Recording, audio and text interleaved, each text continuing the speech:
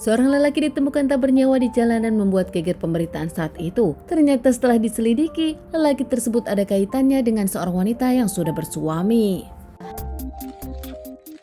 Kejadian kisah nyata aku ceritakan kali ini terjadi di Tanjung Bunga, tepatnya di Belitung.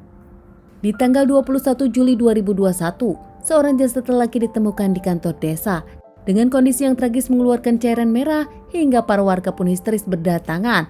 Warga tak lama langsung menghubungi pihak kepolisian dan saat itu tak lama pihak kepolisian datang ke TKP ditemani kepala desa.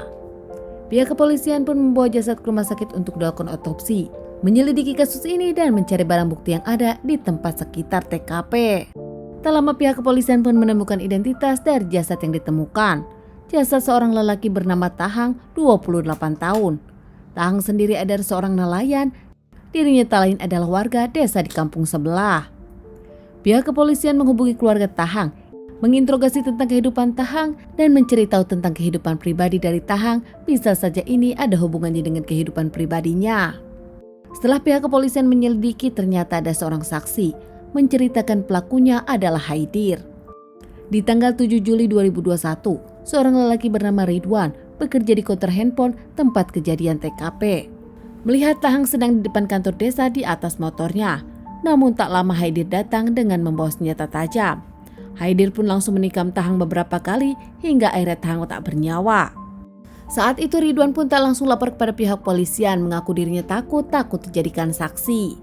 Setelah mengetahui info tersebut, pihak kepolisian pun menyelidiki siapa pelaku dan apa motifnya. Haidir sendiri ternyata adalah seorang lelaki yang juga berprofesi sebagai seorang nelayan.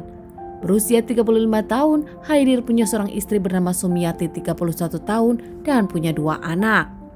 Di awal kehidupan Haidir dengan Sumiati baik-baik saja, bahkan mereka pun dibilang berkecukupan karena sang suami Haidir bekerja keras untuk keluarga.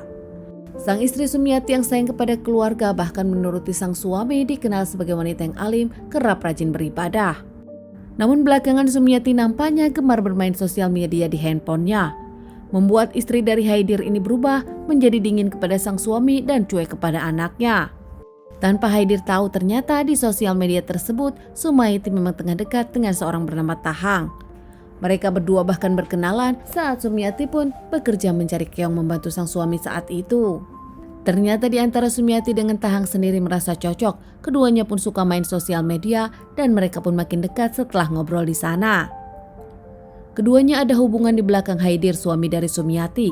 Bahkan tak hanya sering bertemu, keduanya pun kerap melakukan hubungan suami istri di belakang Haidir sang suami. Hingga suatu hari Haidir pun mendapati sang istri tengah video call dengan lelaki lainnya, yaitu Tahang. Haidir marah dan melempar handphone tersebut. Makin kesal saat mendengar ternyata Sumiati ada hubungan dengan Tahang.